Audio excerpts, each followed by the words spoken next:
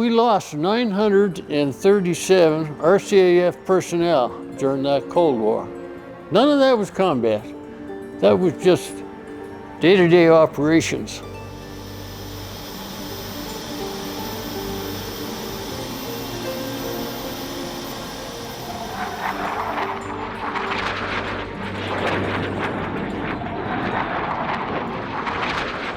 I'm Bob Wade. I joined the Air Force in 1968 to start pilot training, but actually when I recruited, I was only 16 years old under the Venture Training Program.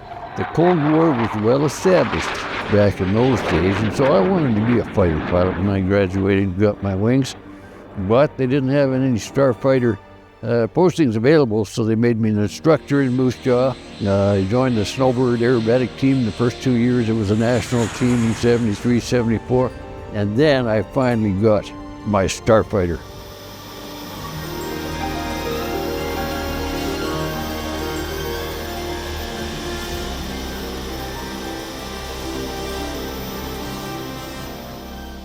The Russians wanted to keep pressing west and take West Germany and take France and the Netherlands and Belgium and all those countries. And so NATO was formed in '49 to stop that from happening.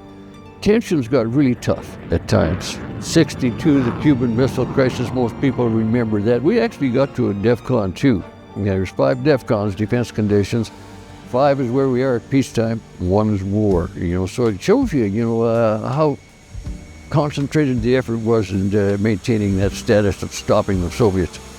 This airplane held the world speed record, Mach 2.76. Considering that's 11 years after World War II ended, that's very significant. The jump in technology was huge, but because the Starfighter was so fast and all your flying was done right on the trees, our only threat was the surface-to-air missile system.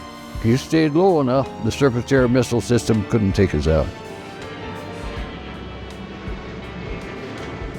And when we purchased the Starfighter in 1962 to replace the Sabre jet, they put it into the nuclear role.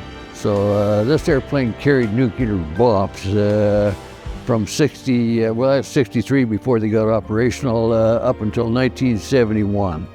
And it was very good at that role.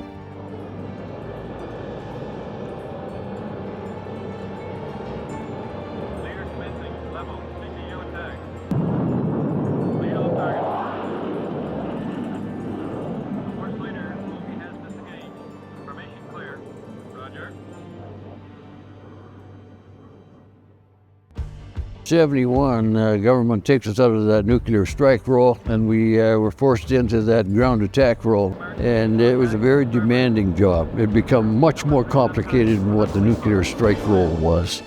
And when you're flying high speed in that low altitude environment, there's birds down there. You hit a bird doing 540 knots and it goes down that engine intake, it's going to take that engine out. You had 60-foot trees there. You're only 40 feet above the trees doing 510 knots to release that weapon. So it was a bit of a challenge, lots of fun, but you had to pay attention to what you're doing. And generally when you're flying, you held a map in your left hand so that you're navigating off of that map. And so at every point along the route, you can check whether you're on time or whether you're not, because you had to be able to hit that target plus or minus 3 seconds. And that was critical, because they'd bring another section in behind you. If you were late, your weapons would take them out. And if you're early, you're going to go through the other guy's weapons. And you never missed that. I can't remember missing a target by any more than a second or so. And it just got to be normal day-to-day ops. Nobody missed. We weren't dogfighters. We were bomber pilots, but they couldn't catch us. We got good at it, really good at it, and your pilot skills were better than what they'd ever had to be required before, in my estimation. And we had a lot of accidents. And out of 190 airplanes that went through Europe, we crashed 110. And 1 out of every 9 pilots had to eject out of the airplane. 1 out of 19 were killed.